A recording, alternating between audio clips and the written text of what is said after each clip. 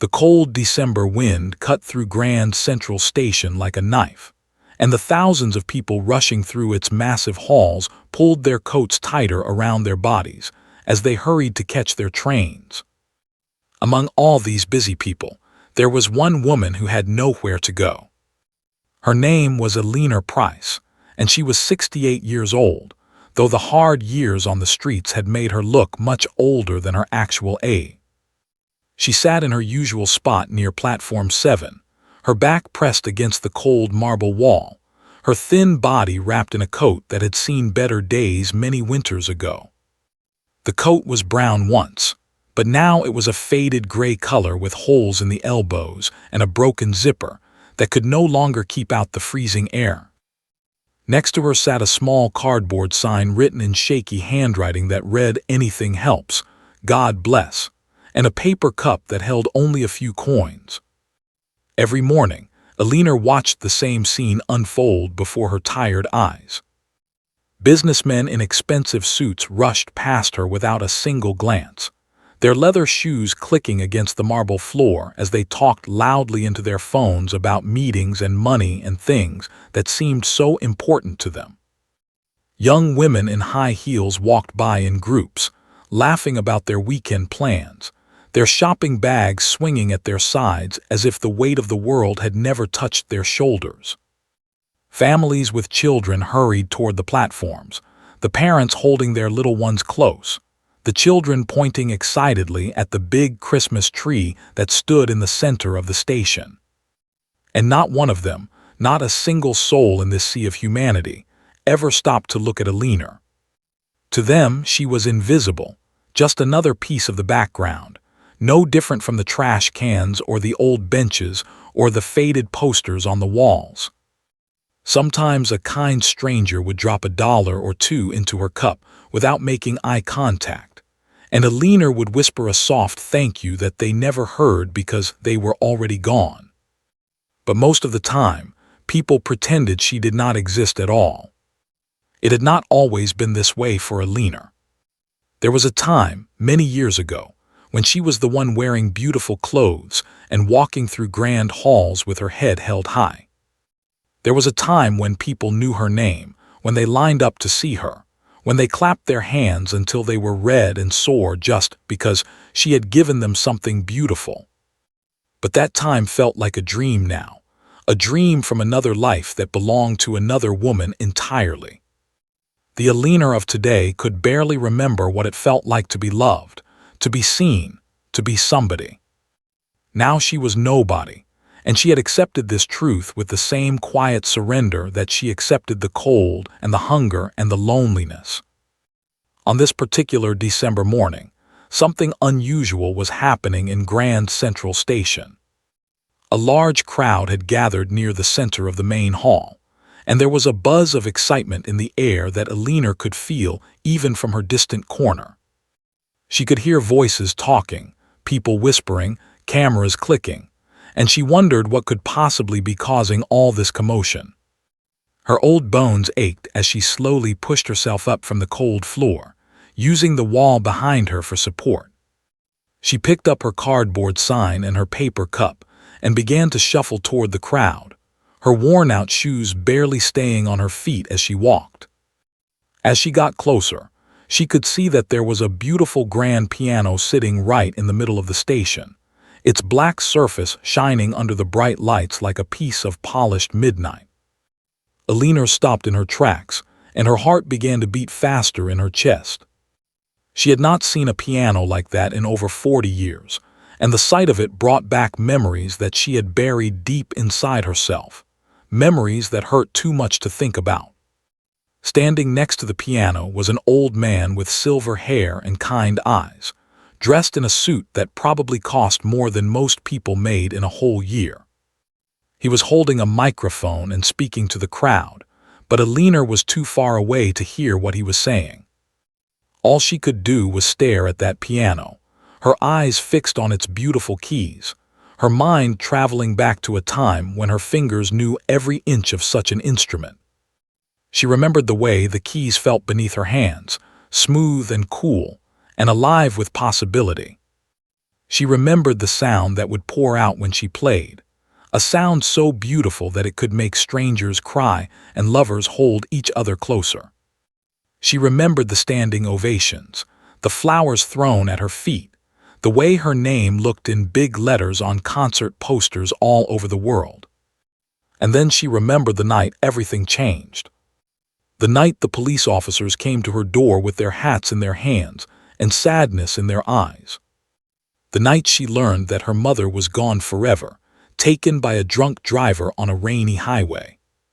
The night she looked down at her own hands, wrapped in bandages, broken in ways the doctors said could never fully heal. That was the night Eleanor Ashford died, and Eleanor Price was born. She had not touched a piano since that terrible night, and she had promised herself that she never would again. Music was a gift she no longer deserved, a joy she had no right to feel when her mother would never hear another note again. So she had run away from everything she knew, from everyone who loved her, from the life she had built and the future she had dreamed of.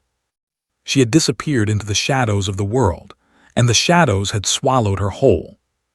Now here she stood, a homeless old woman in a train station, staring at a piano that seemed to be calling out to her from across the crowded hall. And even though she knew she should look away, even though she knew that nothing good could come from letting herself feel this way again, Eleanor found that she could not move. Something was pulling her toward that piano, something stronger than fear, something deeper than pain.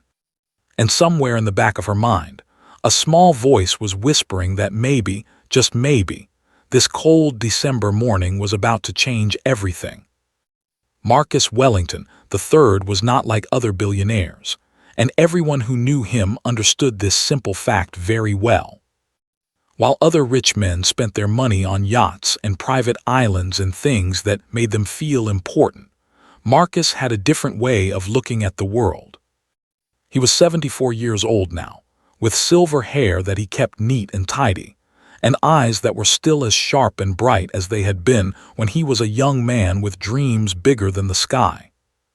He had built his fortune in technology, creating companies that changed the way people lived their lives, but money had never been the thing that drove him forward. No, Marcus Wellington was driven by something else entirely, something that had lived inside his heart for over 40 years like a flame that refused to die. On this cold December morning, Marcus stood in the center of Grand Central Station, next to a beautiful grand piano that had been wheeled in just hours before. Camera crews from every major news channel had gathered around him, their bright lights making the piano shine like a piece of black diamond. Reporters pushed forward with their microphones, all of them wanting to know what crazy thing the famous eccentric billionaire was planning to do this time. Marcus smiled at them all, that mysterious smile that had become his trademark over the years, and raised his hand to ask for silence. The crowd that had gathered around him grew quiet, hundreds of curious faces staring at him with wonder in their eyes.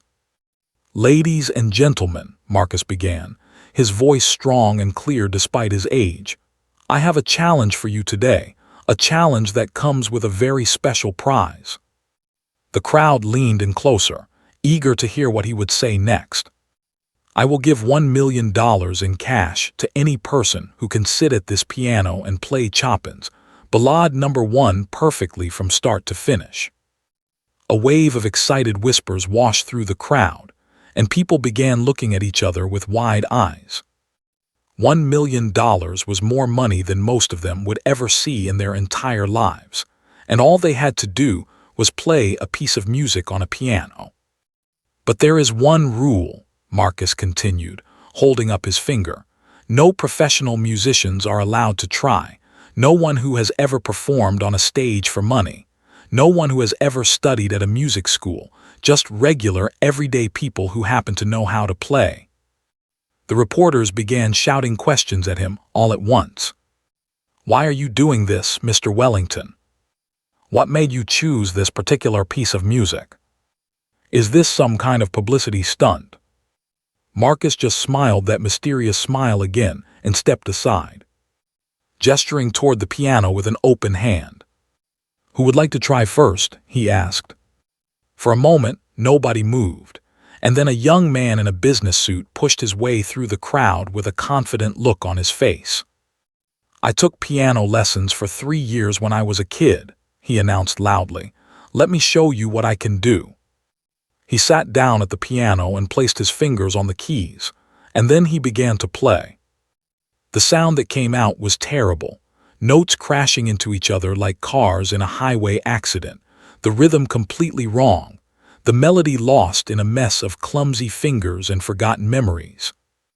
After just 30 seconds, the young man stopped playing and stood up with a red face, hurrying back into the crowd as people tried not to laugh. "Thank you for trying," Marcus said kindly. "Who is next?" One by one, people came forward to try their luck at the piano. A middle-aged woman who said she played at her church every Sunday. A college student who had learned piano from YouTube videos. An elderly man who claimed he used to play in bars when he was young. Each one sat down with hope in their eyes, and each one stood up with disappointment written all over their face. Some of them could not even get past the first few notes. Others made it further, but stumbled over the difficult parts that required true skill and years of practice to master. Nobody came even close to playing the piece perfectly, and as the hours passed, the crowd began to wonder if anyone ever would. Through all of this, Marcus Wellington stood quietly to the side, watching each person who came to the piano with those sharp eyes of his. But the truth was, he was not really watching the people at the piano at all. His eyes kept drifting to the edges of the crowd, searching, always searching, looking for something or someone that only he knew about. Most people thought this whole challenge was just another crazy stunt by a billionaire who had too much money and too much time on his hands. They thought he was doing this for attention, for publicity, to get his name in the newspapers one more time. But they were wrong, so very wrong. Marcus Wellington had a secret he had carried in his heart for 42 long years. Many months ago, one of his private investigators had sent him a photograph that had made his hands shake and his eyes fill with tears.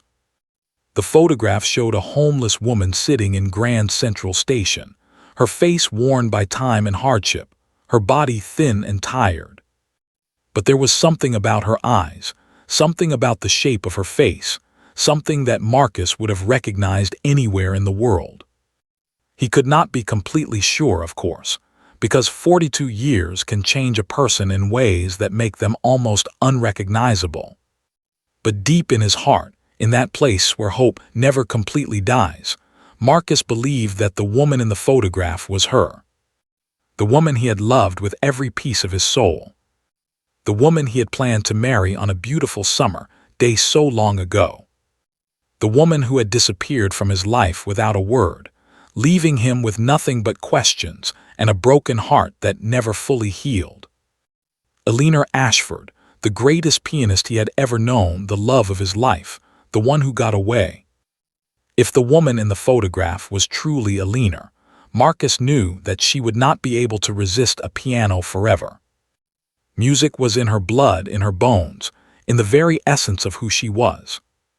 And so he had created this challenge, not to find talent, not to entertain the public, but to draw her out of the shadows where she had been hiding for so long. As another person failed at the piano and walked away in shame, Marcus let his eyes wander to the far edges of the crowd once more. And this time, his heart nearly stopped in his chest. There, standing alone near platform 7, was an old woman in a tattered coat, staring at the piano with an expression that Marcus had seen 1,000 times before in his dreams. It was the look of someone who was being pulled toward something they could not resist, the look of a moth being drawn to a flame. And in that moment, Marcus Wellington knew that his long search was finally coming to an end. Eleanor stood at the edge of the crowd for what felt like hours, watching person after person sit at the beautiful piano, and failed to play the music that Marcus Wellington had requested. She knew that piece so well, Chopin's Ballade No. 1, every note of it written in her memory like words carved into stone. It was one of the most difficult pieces ever composed for piano, a 12-minute journey through emotions so deep and complex that most musicians spent years trying to master it. And yet here were these ordinary people, these brave but foolish souls, thinking they could simply sit down and play it as if it were a simple children's song. Part of Alina wanted to look away, to go back to her spot near platform 7 and pretend that none of this was happening. But another part of her, a part that she had tried to silence for 42 years, could not stop watching. Every wrong note made her wince as if she had been struck. Every clumsy finger made her own fingers twitch with the desire to push these amateurs aside and show them how it was really done. But no, she told herself firmly, those days were over. She was nobody now, just a homeless woman in a train station, and the world of music belonged to her past, not her future. As she stood there lost in her thoughts, she did not notice the group of young men who had been watching her from across the hall. There were 4 of them, all in their late 20s, all wearing expensive suits and watches that cost more than most cars. They had been drinking at a nearby bar before stumbling into the station to see what all the excitement was about, and now they were looking for entertainment of a different kind. The tallest one, a man with slick-back hair and a cruel smile, pointed at Alina and whispered something to his friends that made them all laugh. They began walking toward her, their steps unsteady from the alcohol, their eyes filled with the kind of meanness that comes from having too much money and too little heart. "Hey, old lady," the tall one called out as they approached Alina, "what are you staring at over there?" Alina did not answer, hoping that if she ignored them, they would simply go away and leave her in peace. But they did not go away. Instead, they surrounded her, blocking her path, looking down at her with smiles that held no warmth at all. "I asked you a question," the tall one said, his voice growing louder so that people nearby began to turn and look. "Are you thinking about trying to play that piano?" One of his friends laughed loudly, a sound like a donkey braying, and slapped his knee as if this was the funniest joke he had ever heard. "Can you imagine?" the friend said between laughs. "This dirty old homeless woman sitting at a grand piano, it would be the joke of the century." Alina felt her face grow hot with shame, and she tried to push past them, but they would not let her through. "Come on, Grandma," the tall one said, grabbing her arm with a grip that was too tight to be friendly. "Let us help you live your dreams. Let us help you become a millionaire." Before Alina could protest, the young men began pulling her toward the piano, dragging her through the crowd like she was a sack of garbage they were taking to the dump. People stepped aside to let them pass, some looking uncomfortable, others laughing along as if this was all part of the show. Alina tried to pull away, tried to dig her heels into the marble floor, but she was too weak and they were too strong. "Please," she begged, her voice cracking with fear and humiliation. "Please just let me go. I do not want any trouble."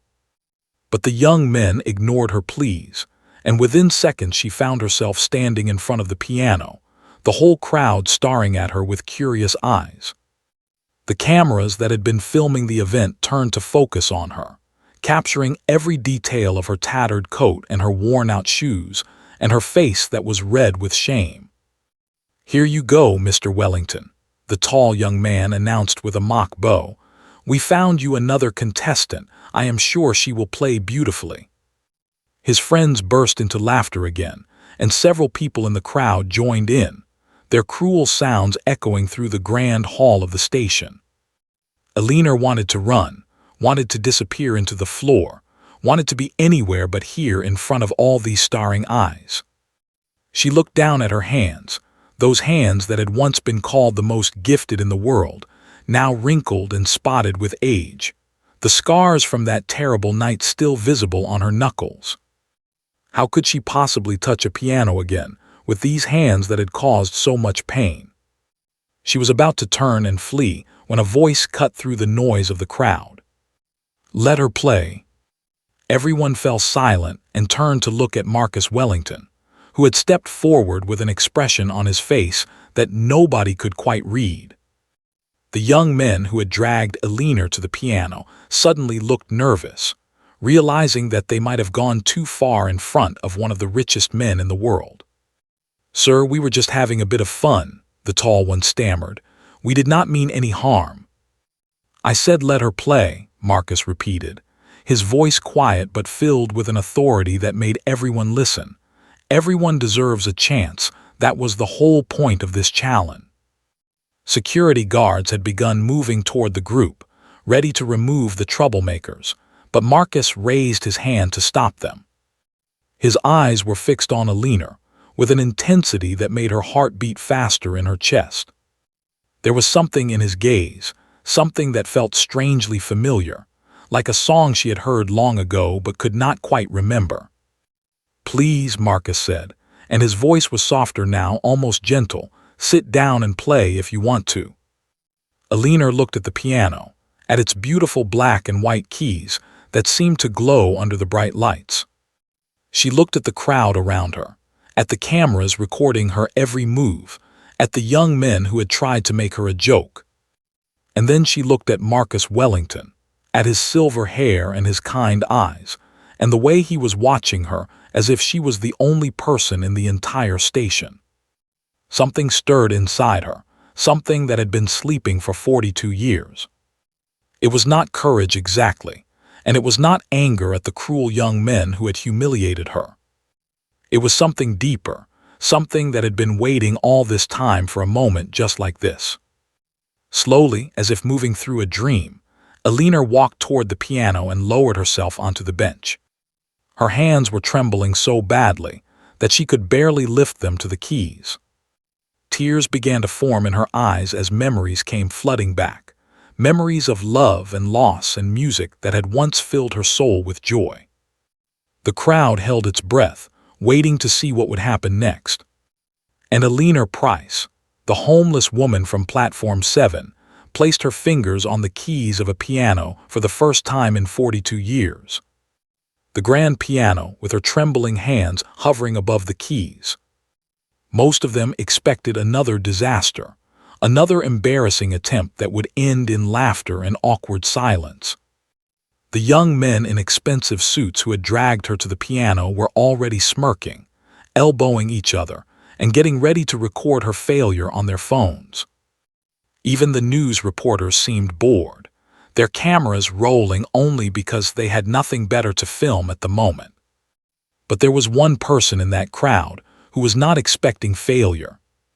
Marcus Wellington stood frozen in place, his heart pounding so hard that he could hear it in his ears, his eyes locked on the woman at the piano. He had waited 42 years for this moment, and now that it was finally here, he was almost afraid to breathe. Eleanor closed her eyes and let the noise of the world fade away around her. The whispers of the crowd disappeared. The clicking of the cameras went silent. The cold of the station floor beneath her feet seemed to warm. And in that darkness behind her eyelids, she was no longer a 68-year-old homeless woman with nothing to her name. She was young again, 26 years old, sitting at a grand piano in a concert hall filled with people who had come from all over the world just to hear her play. She could feel her mother sitting in the front row, proud tears streaming down her face. She could feel Marcus beside her, his hand on her shoulder, his voice in her ear telling her that she was going to be magnificent. For just a moment, none of the pain had happened yet. For just a moment, she was whole again. And then her fingers touched the keys. The first note of Chopin's Ballade No. 1 rang out through Grand Central Station, and the entire world seemed to stop. It was a single note, soft and gentle, like the first drop of rain before a storm. But there was something in that note, something that made everyone who heard it stand a little straighter and listen a little closer.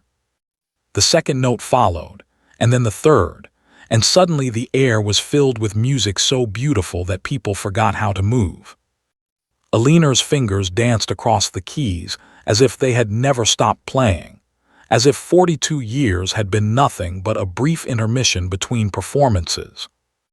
The melody rose and fell like waves on an ocean, sometimes crashing with power and passion, sometimes whispering with tenderness and grace.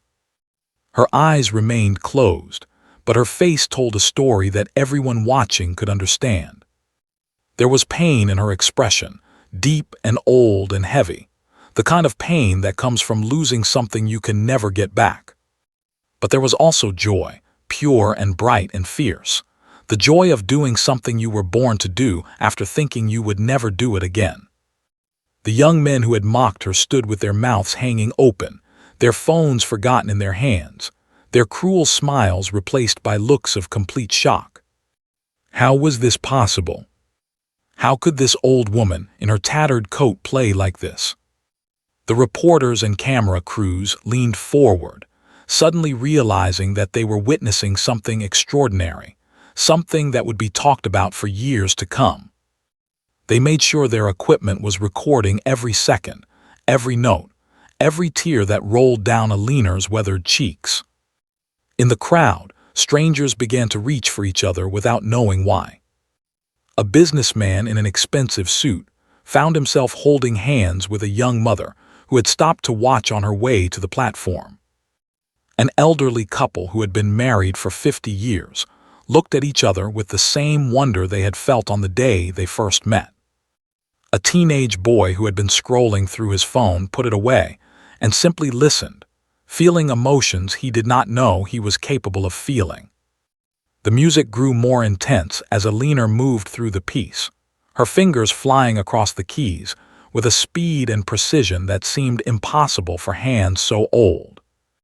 There were sections of this piece that professional pianists practiced for years and still could not master, yet Alina played them as easily as if she were humming a simple tune. But it was not just the technical skill that made her performance so remarkable. It was the emotion, the raw and honest feeling that poured out of every note. This was not just music. This was a woman's entire life being played on a piano, all her hopes and dreams, all her regrets and sorrows, all the love she had lost, and all the years she had spent in darkness. As the piece moved toward its climax, Alina's body swayed with the rhythm, her silver hair catching the light, her face transformed by an expression that was almost too beautiful to watch. She was not playing the piano anymore. She had become the piano, and the piano had become her, and together they were creating something that transcended the boundaries of the ordinary world. And then came the final section, the most difficult and emotional part of the entire piece. Alina's left hand thundered across the bass notes, while her right hand sang out the melody with heartbreaking clarity. The sound filled every corner of Grand Central Station, echoing off the marble walls and the high ceiling, and the windows that looked out onto the cold December streets. Tears were streaming down Alina's face now, but she did not stop. She could not stop. This music was the only way she knew how to say all the things she had kept locked inside herself for 42 years. All the grief for her mother who had died too soon.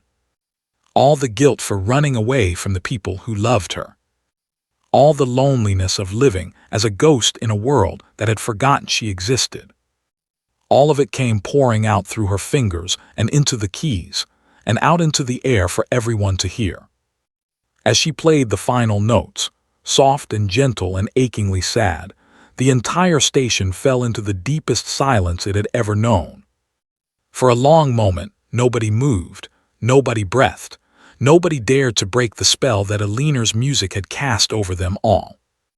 And then, as if a dam had broken, the crowd erupted into the loudest, longest, most passionate applause that Grand Central Station had ever heard.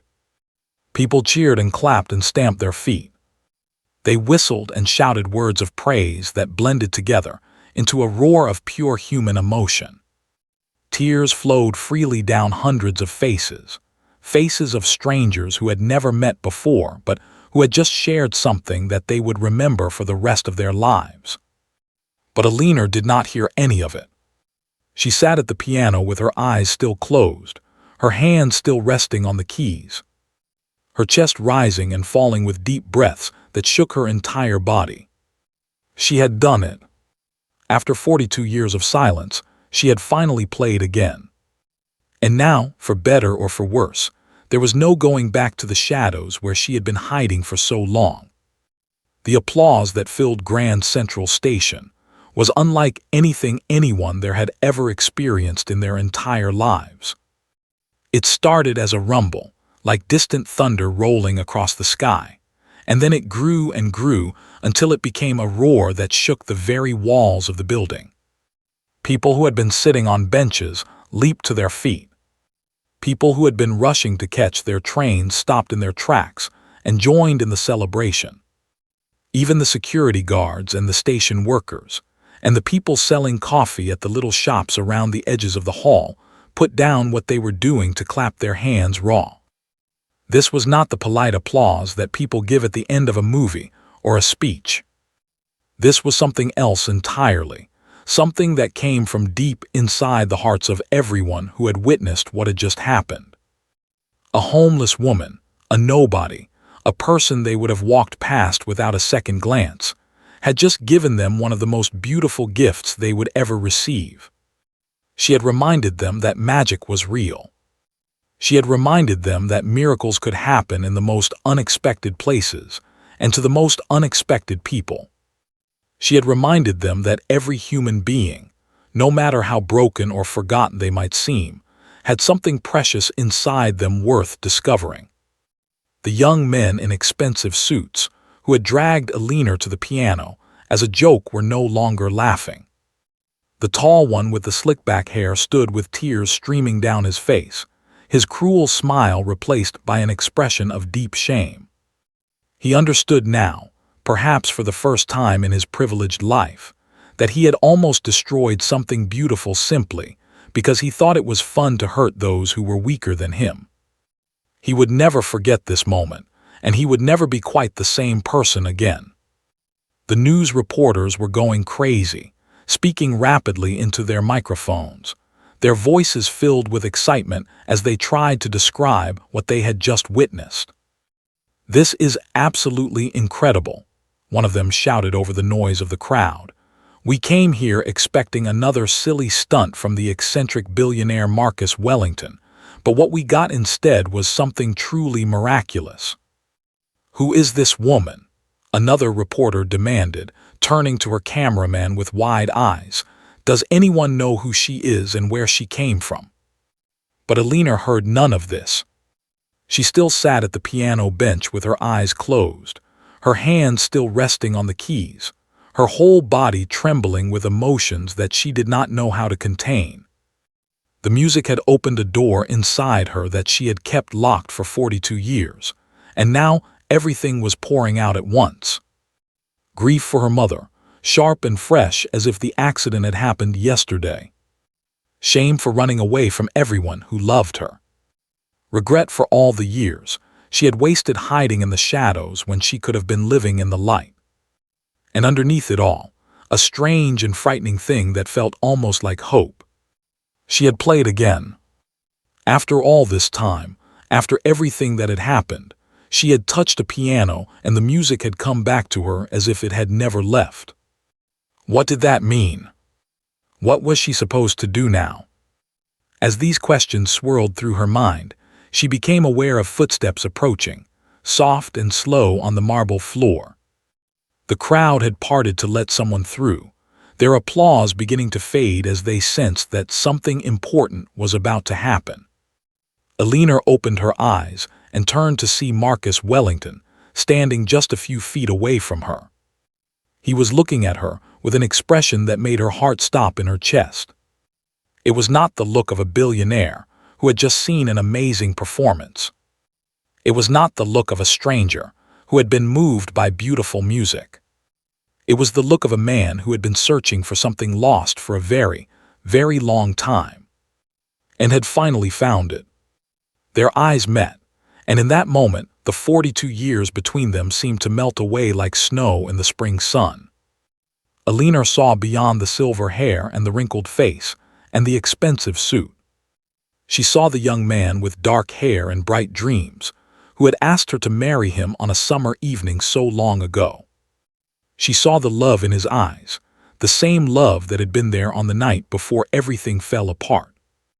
"Eleanor," Marcus whispered, his voice cracking on the syllables of her name, "is it really you?" The crowd went completely silent, sensing that they were witnessing something private and sacred. Camera crews continued to film, but even they seemed to hold their breath as they waited to see what would happen next. Eleanor tried to speak, but no words would come out. Her throat was tight with tears, and her heart was beating so fast that she thought it might burst right out of her chest. How was this possible? How could Marcus be here, after all these years, standing in front of her as if no time had passed at all? And then suddenly she understood. The piano. The challenge. The promise of $1 million to anyone who could play Chopin's Ballade No. 1. It had all been a trap, a beautiful and elaborate trap designed to catch one person and one person only. Her. Marcus had not given up after she disappeared all those years ago. He had searched for her, probably for years, probably spending more money than she could imagine trying to find where she had gone.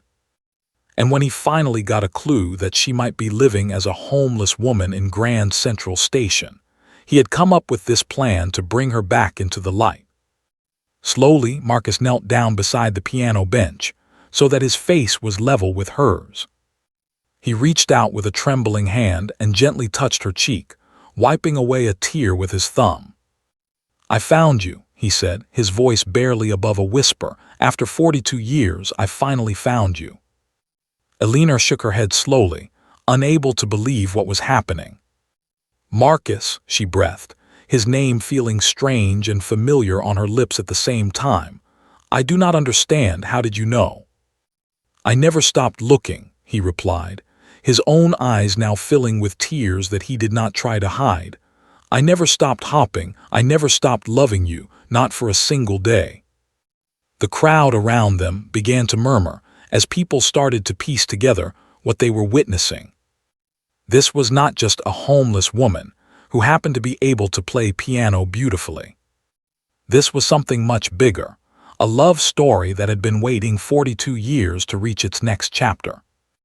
Eleanor looked at Marcus, at the man she had once loved with all her heart, at the man she had left behind without even saying goodbye. She had so many things she wanted to say, so many apologies she needed to make, so many explanations she needed to give. But all she could manage was a single sentence, spoken through tears that would not stop falling. "It is you," she whispered. "After all these years, it is really you."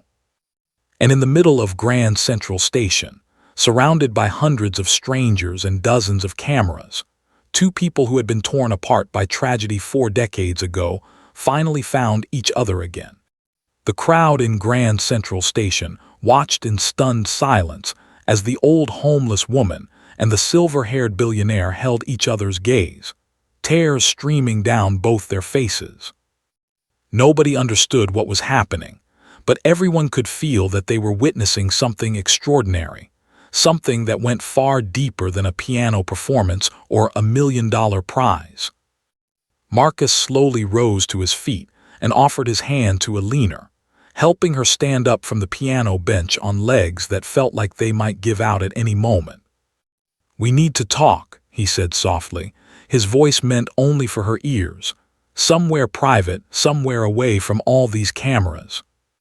Eleanor nodded, unable to find her voice, and allowed Marcus to guide her through the crowd that parted before them like the Red Sea parting for Moses. Security guards formed a protective circle around them, keeping the reporters and their endless questions at bay. Marcus led Eleanor to a private lounge reserved for important guests, a quiet room with comfortable chairs and warm lighting that felt like a different world from the cold marble halls outside. When the door closed behind them and they were finally alone, the weight of 42 years seemed to press down on both of them at once. Eleanor sank into one of the chairs, her body suddenly feeling every single one of her 68 years. Marcus sat across from her, close enough to reach out and touch her but keeping his distance, as if he was afraid she might disappear again if he moved too quickly. For a long moment, neither of them spoke. The silence between them was filled with memories, with questions, with all the things they had never had the chance to say. Finally, Alina took a deep breath and began to speak, her voice shaky but determined. "I owe you an explanation," she said. "I owe you more than that. I owe you an apology for what I did."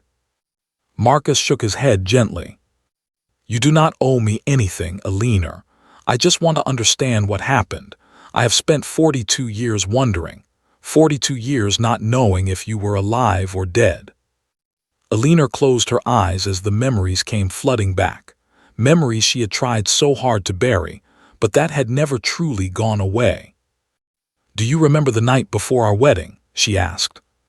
"I remember everything about that night," Marcus replied. "We had dinner with your mother. She was so happy. She kept talking about how beautiful you would look in your wedding dress." A sob escaped from Alina's throat at the mention of her mother. "After you left, Mama and I decided to take one more drive to check on the flowers at the church," Alina continued, her voice breaking on every word. "It was raining, the roads were slick, and there was a truck coming from the other direction." She paused, the memory of that terrible moment still as vivid as if it had happened yesterday. "The driver was drunk. He crossed into our lane. Mama tried to swerve, but there was nowhere to go." Marcus leaned forward, his face pale with the horror of finally learning what had happened. "The impact was on Mama's side," Alina whispered. "She died instantly. The doctors said she did not suffer, but I do not know if that is true or if they just said it to make me feel better." "And your hands," Marcus said, looking down at Alina's scarred knuckles. "You were hurt too." Alina nodded, lifting her hands and staring at them as if they belonged to someone else. "The glass from the windshield cut through my fingers and my knuckles. The bones in my left hand were shattered. The doctors said I would never play piano again. They said the damage was too severe." She looked up at Marcus with eyes full of ancient pain. "But it was not just my hands that were broken that night. It was everything, my heart, my soul, my will to live." Marcus reached out and gently took her hands in his, holding them as carefully as if they were made of precious glass. "Why did you not let me help you?" he asked, his voice thick with emotion. "Why did you run away instead of letting me be there for you?" Alina shook her head slowly, tears falling freely now. "Because I could not face you. I could not face anyone. My mother was dead because I wanted to check on wedding flowers in the middle of a rainstorm. It was my fault, Marcus. All of it was my fault." "That is not true," Marcus said firmly. "The drunk driver was responsible, not you, never you." "That is what everyone tried to tell me," Alina replied. "But I could not hear it. All I could hear was my own guilt screaming at me every moment of every day." She pulled her hands away from his and wrapped them around herself, as if trying to hold together pieces that had been broken long ago. "The night I left the hospital, I packed a small bag and I walked out of my life forever. I did not go to my mother's funeral. I did not contact you or anyone else who loved me. I just disappeared into the world like a ghost." "I searched for you," Marcus said, his voice heavy with decades of pain. "I hired detectives. I spent millions of dollars. I never gave up hope that somewhere out there you were still alive." "I did not want to be found," Alina admitted. "I changed my name. I moved from city to city. I took jobs that paid in cash so there would be no records. I did everything I could to make sure that Alina Ashford was dead and buried forever." She looked around the elegant room with its fine furniture and soft lighting. "For the past 15 years I have lived on the streets. I stopped caring about anything. I stopped hopping for anything. I thought I was just waiting to die." Marcus stood up and walked to the window, his back to Alina as he struggled to control his emotions. "Do you know what the hardest part was for me?" he asked, his voice barely above a whisper. It was not knowing, it was wondering every single day whether you were alive or dead, whether you were happy or suffering, whether you ever thought about me at all. I thought about you every day, Alina said softly. Not a single day passed when I did not think about what might have been if things had been different. Marcus turned to face her, and she could see that his cheeks were wet with tears. I never married, he said. I never even came close because no one could ever replace you in my heart. I built my companies and I made my fortune, but none of it meant anything without you. Alina rose from her chair and walked toward him on unsteady legs. I am so sorry, she whispered. I am sorry for all the pain I caused you. I am sorry for running away. I am sorry for wasting so many years. Marcus closed the distance between them and took her face gently in his hands. You are here now, he said, looking into her eyes with a love that had survived 4 decades of separation. That is all that matters. You are here now, and I am never going to let you disappear again. And there in that quiet room, while the world outside buzzed with reporters and cameras, and people demanding to know what was happening, Alina finally allowed herself to believe that maybe, just maybe, it was not too late for a second chance.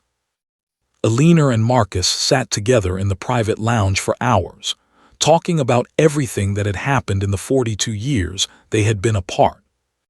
Outside, the news of what had occurred in Grand Central Station was spreading across the world like wildfire. Television channels interrupted their regular programming to show footage of the homeless woman playing Chopin with such breathtaking beauty. Social media exploded with videos captured by people in the crowd, some of them already viewed millions of times. But inside the quiet room, none of that mattered. What mattered was the story that Marcus was finally able to tell, the story of how he had never stopped searching for the woman he loved. After you disappeared, Marcus began, I went to the police, but they could not do much. You were an adult. You had left of your own free will. There was no crime to investigate. Alina listened quietly, hearing for the first time how her disappearance had affected the man she had left behind. I hired private investigators, Marcus continued. The best money could buy, but you were careful. You covered your tracks well. Every time they thought they had found a lead, it turned out to be a dead end. I did not know anyone was looking for me, Alina admitted. I assumed everyone would move on with their lives and forget I had ever existed. Marcus shook his head with a sad smile. How could anyone forget you, Alina? You were the most remarkable person I had ever known. Your music touched the souls of everyone who heard it. Your smile could light up the darkest room. He stood up and walked to the window, looking out at the busy station below. Years passed, and the investigators stopped finding any clues at all. My friends and family told me it was time to give up. They said I was wasting my life chasing a ghost. But you did not give up, Alina said softly. No, Marcus replied, turning to face her. I could not. There was something inside me that refused to believe you were gone forever. I knew in my heart that somewhere out there you were still alive. He walked back to his chair and sat down, leaning forward with his elbows on his knees. I made a lot of money over the years, he said. My technology companies grew beyond anything I had imagined when I was young. I became one of the richest men in the country, but all that money felt empty without you. Alina felt tears pricking at her eyes again as she listened to how much Marcus had suffered because of her choice to disappear. 6 months ago, Marcus continued, one of my investigators sent me an email. He had been reviewing security camera footage from various locations around New York City, just as he did every few months, checking faces against the photographs we had of you. Alina's heart began to beat faster as she realized what he was about to say.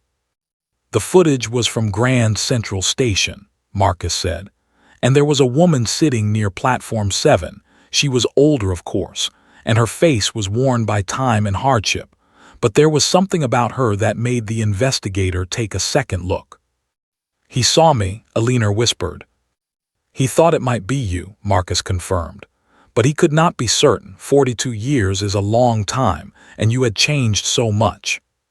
He reached into his jacket pocket and pulled out a photograph, handing it to Alina.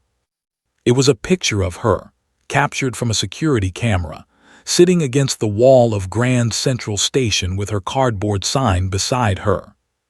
When I saw this photograph, Marcus said, my hand started shaking so badly that I dropped my phone, even though the image was grainy and the woman looked so different from the Alina I remembered.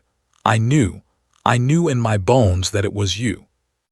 Alina stared at the photograph, seeing herself through Marcus's eyes, seeing the shell of a woman she had become. But I could not just walk up to you, Marcus explained. What if I was wrong? What if it was not you after all? And even if it was you, I was afraid that if you saw me coming you would run away again. So you came up with the piano challenge, Alina said, finally understanding the genius of his plan. Marcus nodded, a small smile crossing his face. I knew that if you were truly Alina Ashford, the greatest pianist I had ever known, you would not be able to resist a piano forever. Music was too much a part of who you were. It was in your blood, in your soul. You set a trap for me, Alina said, but there was no anger in her voice, only wonder at how well he still knew her after all these years. I set a trap for you, Marcus agreed, and I used the one bait that I knew you could not resist, Chopin's Ballade No. 1, the piece you played the night I fell in love with you. Alina's breath caught in her throat. You remember that? She asked. I remember everything, Marcus replied. It was at the Steinway Hall. You were giving a private concert for a small group of music lovers. I was there because my business partner had dragged me along. I knew nothing about classical music, but the moment you started playing that piece, I was completely lost. His eyes grew soft with the memory. I watched your fingers dance across the keys. I watched your face transform with every emotion the music demanded. And by the time you played the final note, I knew that I would do whatever it took to meet you. Alina laughed softly, a sound that Marcus had not heard in over 4 decades. You sent me flowers every day for a month, she remembered, and you showed up at every single one of my concerts, no matter where I was playing. I was determined, Marcus said with a grin, and eventually my persistence paid off. You agreed to have dinner with me and the rest is history. History, Alina repeated, the word heavy with meaning. So much history between us, so many years lost. Marcus reached out and took her hand in his. The years are behind us now, he said. What matters is what happens next, Alina. I did not set this trap just to find you. I set it because I want to help you. I want to give you back the life that was stolen from you. Alina shook her head slowly. I do not deserve that, she said. I made my choices. I have to live with the consequences. You have lived with the consequences for 42 years, Marcus replied firmly. That is long enough. You were one of the greatest pianists the world has ever seen, and today you proved that your gift has not faded. It is time to stop hiding, Alina. It is time to come back to the world. Alina looked at him with eyes full of fear and hope battling for control. I do not know if I can, she admitted. Marcus smiled gently and squeezed her hand. You do not have to know right now, he said.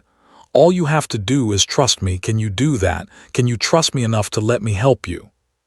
For a long moment, Alina was silent, her mind racing with all the reasons she should say no, all the reasons she should walk out that door and disappear back into the shadows where she had been hiding for so long.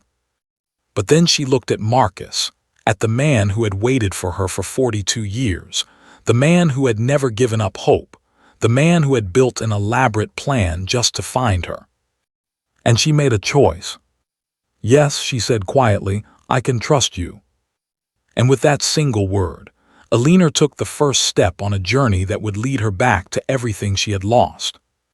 The days that followed Alina's performance at Grand Central Station were a whirlwind of change that she could barely keep up with. Marcus moved quickly, using all the resources that his billions of dollars could provide to transform Eleanor's life in ways she had never imagined possible. The first thing he did was take her to see the best doctors in New York City, specialists who examined her hands and her body with gentle care and cutting-edge technology. Eleanor was terrified during these examinations, certain that the doctors would confirm what she had believed for 42 years, that her hands were too damaged to ever play professionally again. But when the results came back, the news was nothing like what she had expected. "Mrs. Price," the lead surgeon said, looking at her with amazement in his eyes, "I do not know who told you that your hands could never heal, but they were wrong." He showed her the X-rays and the scan results, pointing out details that meant nothing to her, but clearly excited him greatly. "The bones in your hand did heal," he explained. "They healed imperfectly, which is why you have some stiffness and scarring, but the damage was not nearly as severe as you were told all those years ago." "But the doctors at the hospital said I would never play again," Eleanor protested, struggling to understand. The surgeon nodded sympathetically.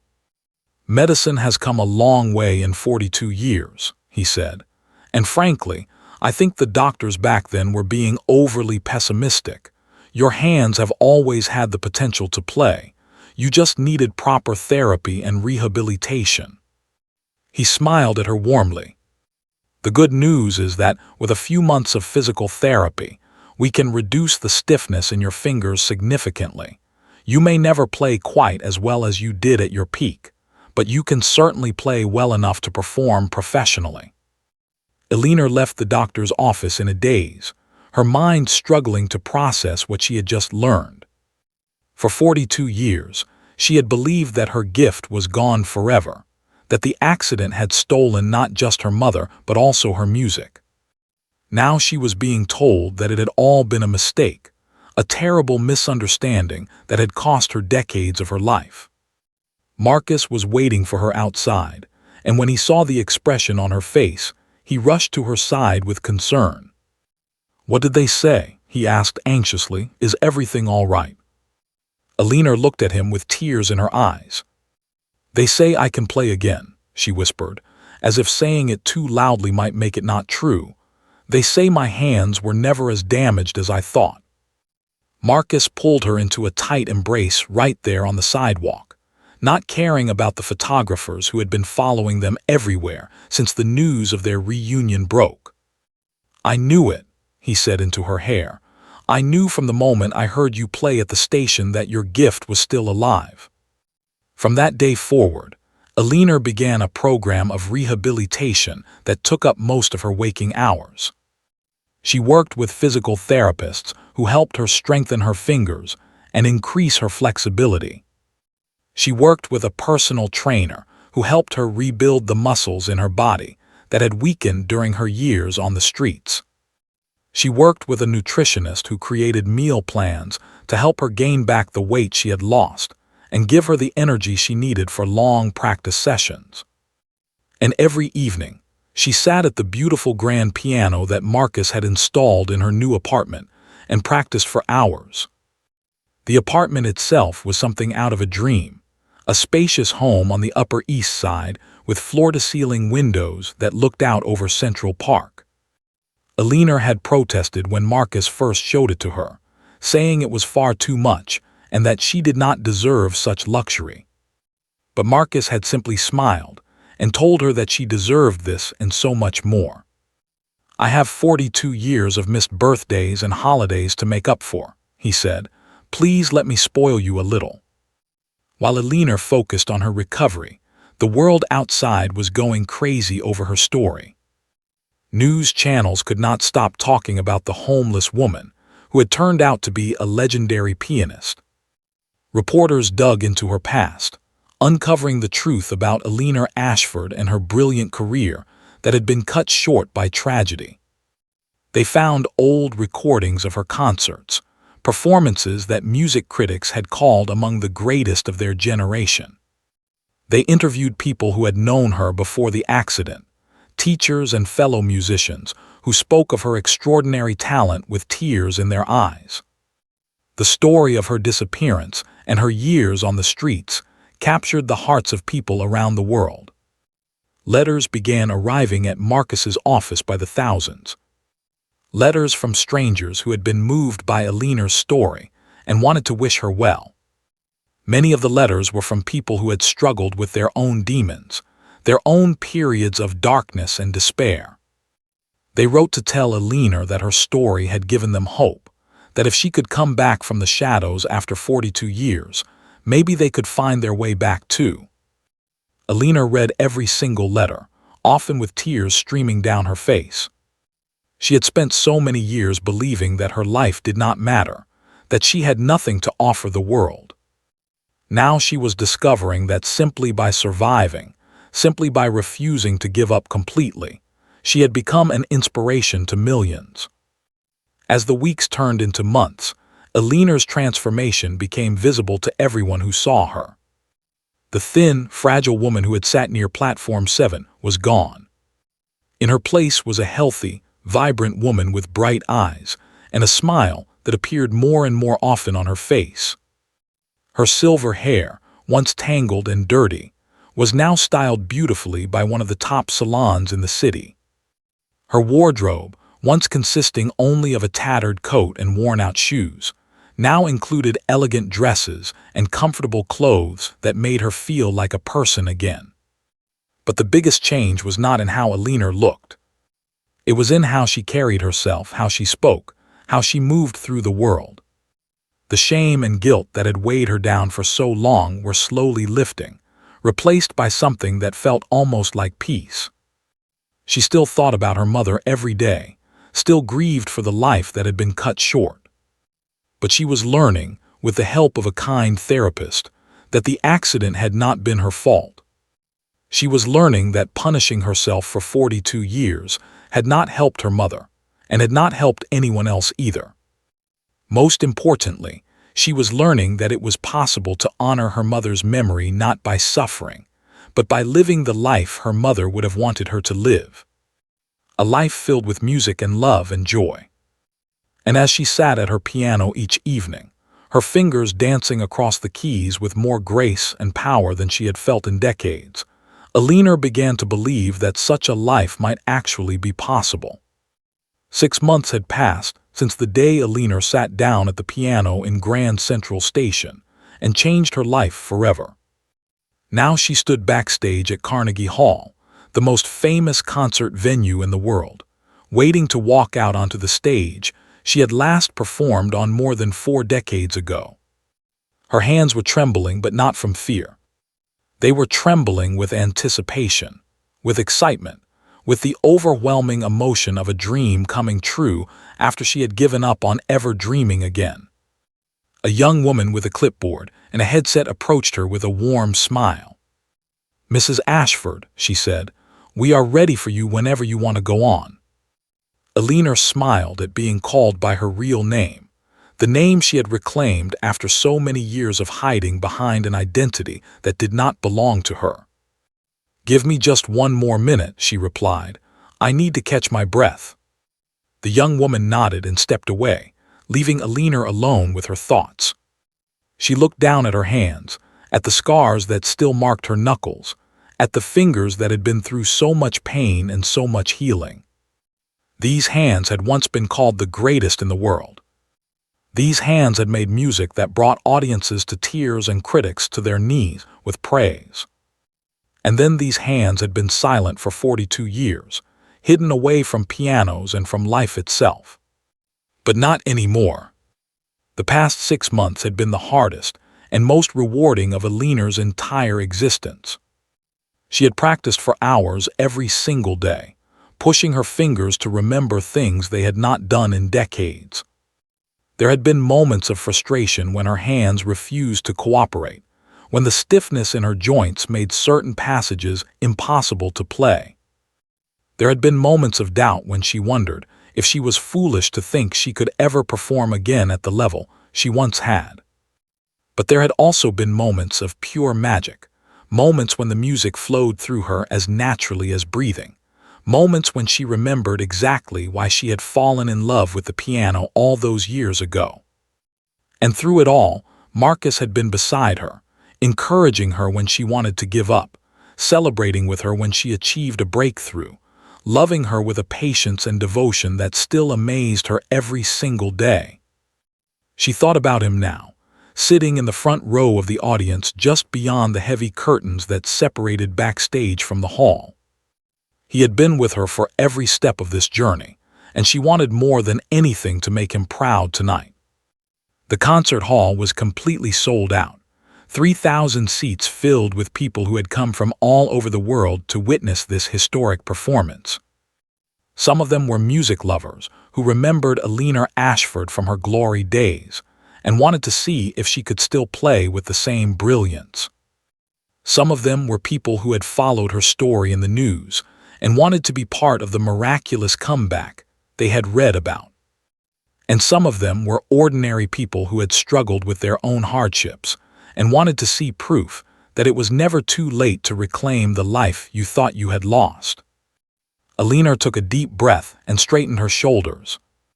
She was wearing a beautiful gown of deep blue silk that Marcus had helped her choose, elegant but not flashy, designed to let the music be the star of the show. Her silver hair was styled in a simple updo that framed her face, and around her neck hung a simple gold locket that contained the only photograph she had of her mother. "This is for you, Mama," Alina whispered, touching the locket gently.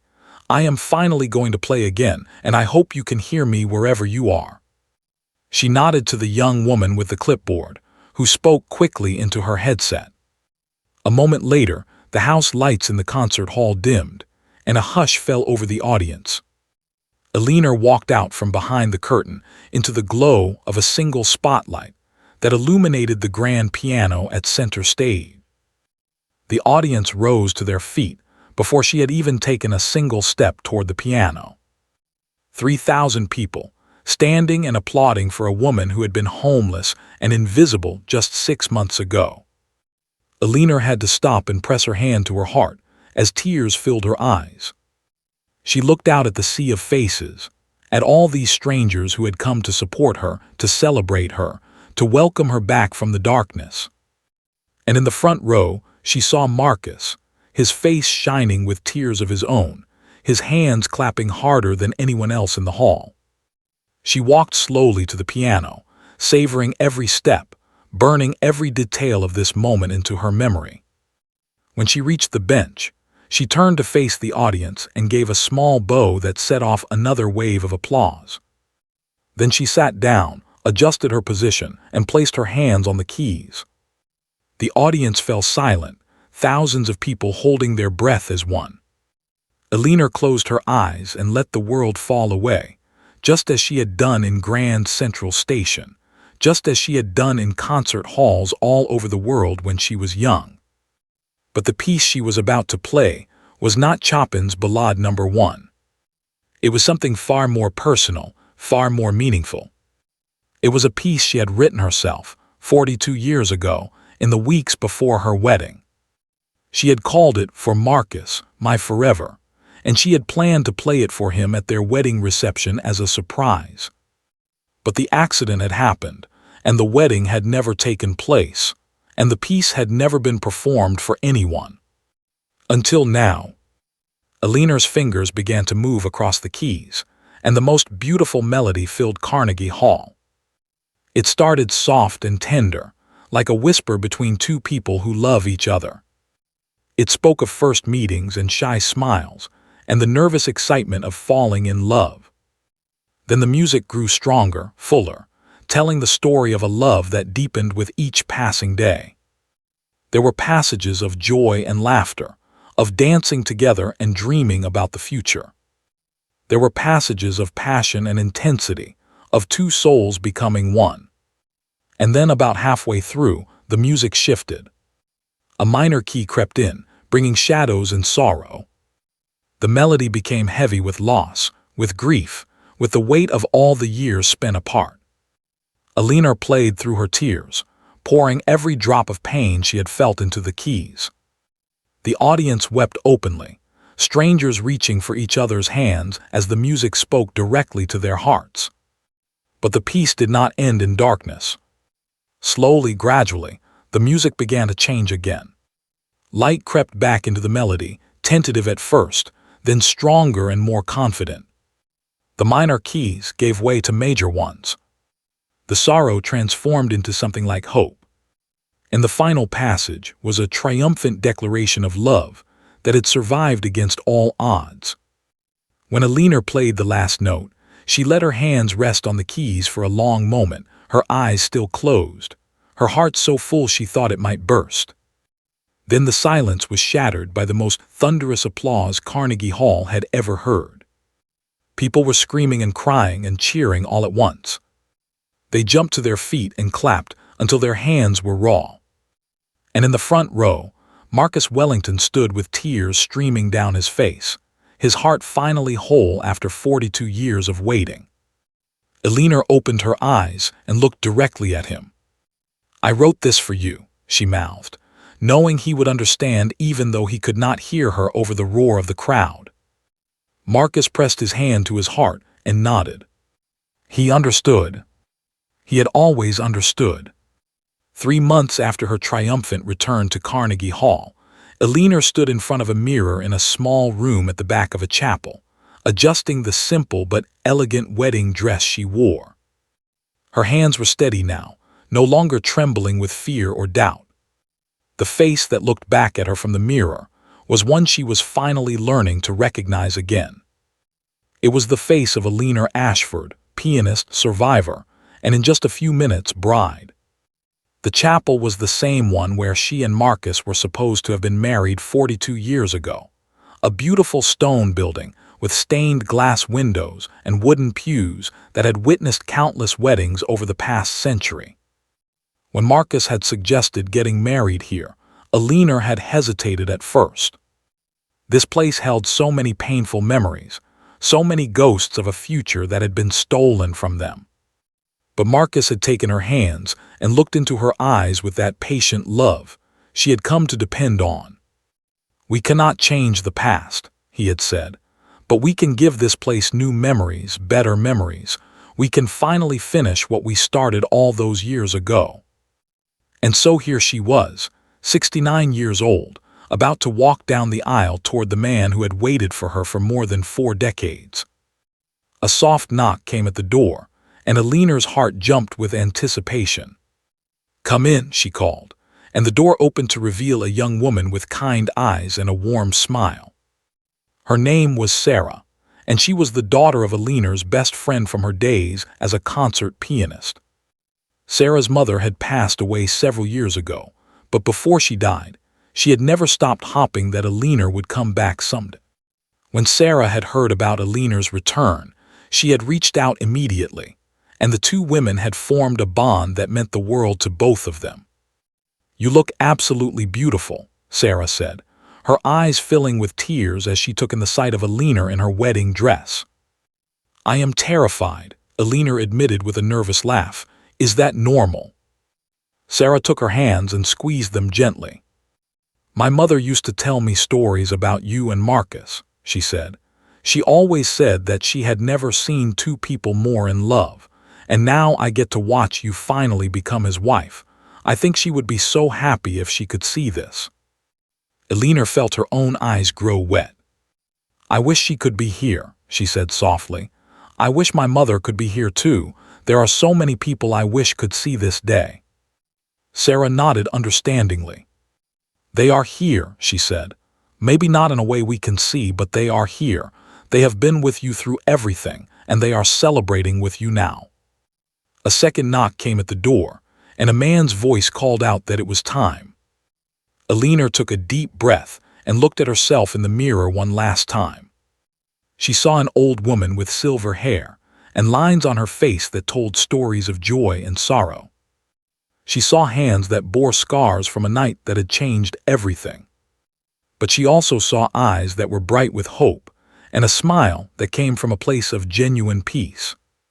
She was ready.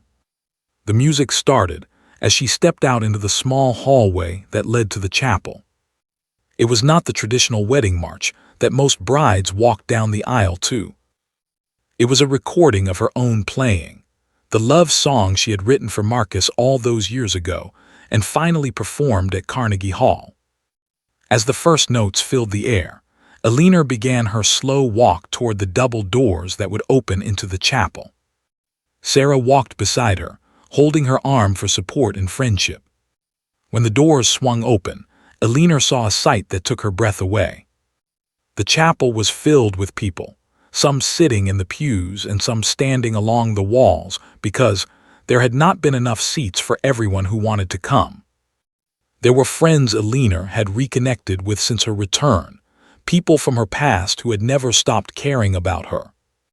There were journalists and photographers who had followed her story and begged for permission to document this final chapter.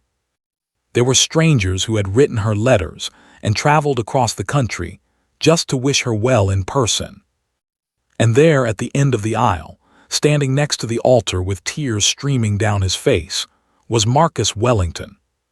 He looked so handsome in his dark suit, his silver hair neatly combed, his eyes fixed on Eleanor as if she were the only person in the entire world.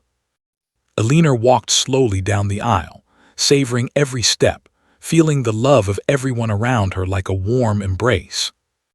When she finally reached Marcus, he took her hands in his and looked at her with 42 years of love shining in his eyes. "You are the most beautiful bride I have ever seen," he whispered, his voice thick with emotion. "You have been waiting a long time to say that," Eleanor replied with a teary smile. "It was worth every second," Marcus said. The ceremony was simple and beautiful, filled with words of love and commitment that echoed off the old stone walls. When the minister asked if there were any objections, a soft ripple of laughter went through the crowd. After 42 years, nobody would dare try to stand in the way of this love. And when the moment came for Marcus to kiss his bride, the chapel erupted in cheers and applause that seemed to shake the very foundations of the building. They walked back down the aisle together, husband and wife at last, their hands clasped tightly as if they would never let go again. Outside the chapel, the sun was shining brightly on a perfect spring day. Photographers snapped pictures while guests threw flower petals into the air. But Eleanor and Marcus only had eyes for each other.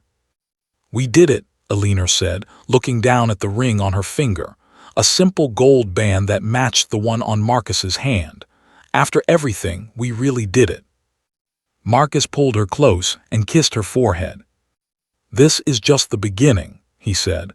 "We have the rest of our lives ahead of us, and I plan to spend every single day making you happy." As they stood there in the sunshine, surrounded by people who loved them, Eleanor thought about the journey that had brought her to this moment. She thought about the little girl who had first discovered the magic of the piano. She thought about the young woman who had conquered concert halls around the world. She thought about the broken soul who had hidden in the shadows for 42 years, believing that she deserved nothing but suffering.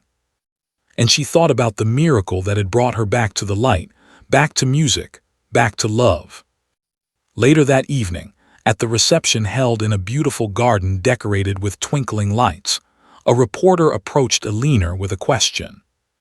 "Mrs. Wellington," she said, "if you could go back in time and talk to your younger self, what would you tell her?" Eleanor thought for a moment, looking across the garden to where Marcus was laughing with a group of guests.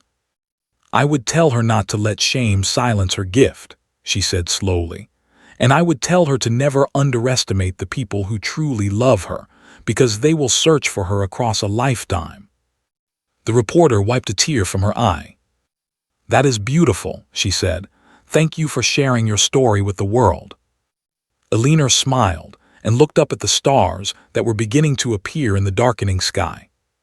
Somewhere up there, she liked to think her mother was watching, proud of the woman her daughter had finally become. The homeless woman at Platform 7 was gone forever. In her place stood Eleanor Wellington, pianist, survivor, wife, and proof that it is never too late for love to find its way home.